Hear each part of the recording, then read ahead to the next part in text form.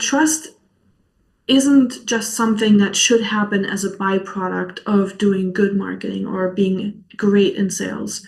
It should really be something that leads your company culture, that really is a active and proactive strategy.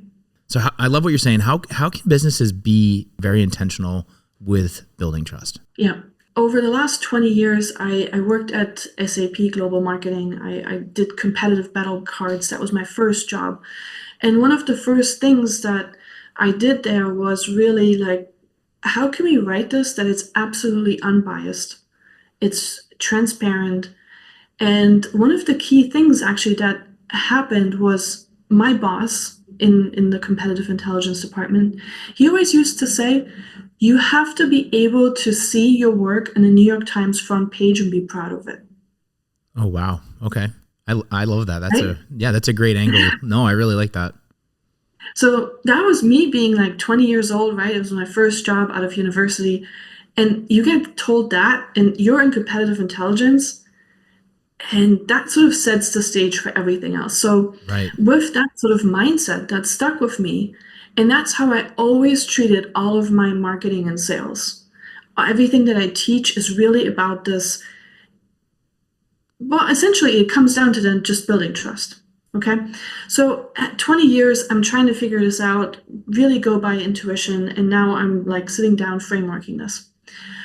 And what I really learned over the last 6 months, as I'm really sitting down and doing the research on it, completely changed my entire view on this. And I love the intention, like what your boss is saying previously at your last engagement. It's like, be intentional, really be honest, find the deeper meaning behind it, and be purposeful with it. And I think that's so important, especially now more than ever. So how does this play out as you start to talk to people? And I'm going a little bit off script here, but like, are there shortcuts to building trust, or are there ways that you can make this happen faster or slower? So like for people listening and watching, I'm sure they're like, how do I do this? If I'm on a call with a potential client, like what's the fastest way to do this, or the path of least resistance? Yeah. So there's no shortcuts in building trust. I think that's not really going to be a surprise. Trust has to be earned, but there are certainly accelerators. Okay. And I tend to there's certain types of companies who are inherently want to do the right thing. Their core DNA is, I want to do right what's right for my customer. Mm-hmm. I really want to. I couldn't care less about my competitors. I couldn't care less about all those naysayers. I'm just going to go for it. And those companies are going to be really successful if they invest in that, because mm-hmm. there's like 3 accelerators that I've identified so far. Being transparent, which makes a lot of sense if you think about competence, reliability, integrity. It's great if you have all these things, but you need to communicate them. People need to know about your competence. Absolutely. They need to know, right? Yes. So being 100% transparent, if it's sometimes uncomfortable, that's part of the deal. But the result of that is having an educated customer. Right. One who really, truly makes the best choice for them. Yeah. The second part of this is being unapologetically aligned with what the customer needs.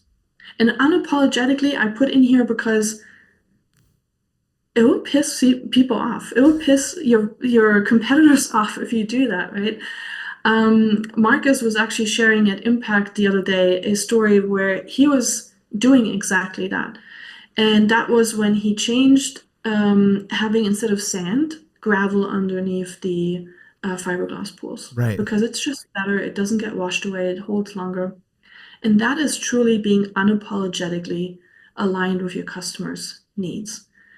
And that results in advocacy. So now you're advocating for fair pricing in the market. You're advocating on behalf of your customers to have outdated practices like the sand versus the gravel, being obsolete and changing that. Yeah. And you're right. It did disrupt and piss some of his competition off, but that's what the customers wanted. That's what the marketplace needed. So unfortunately, it's almost like change is inevitable and it has to happen. And you're either going to lead that charge or you're going to be following somebody else who's leading that charge. And I think the goal here, especially when we talk about trust, is to be at the forefront and to be unapologetic about it and just go for it. Because you know deep down that it's the right thing to do. Yeah. Yeah. And then the third accelerator is, I think, my favorite. And so it's a consequence of the other two. Okay. Disruption. Like actually physically, not just advocating, but doing something about it. Changing the thing in the market. Right. And when you actually are brave enough and courageous enough to do that, and one of my customers is making massive courageous changes right now in a very old-fashioned and very closed industry, my God, it's like a game changer. And all of a sudden you become the leader of that industry. That Marcus calls it the voice of trust, but you're the most trusted brand in your space. And all of a sudden, people are looking up to you. They're not sensitive about price anymore because they want to work with the best, Right. right? They want to work with the people that they trust more or the most.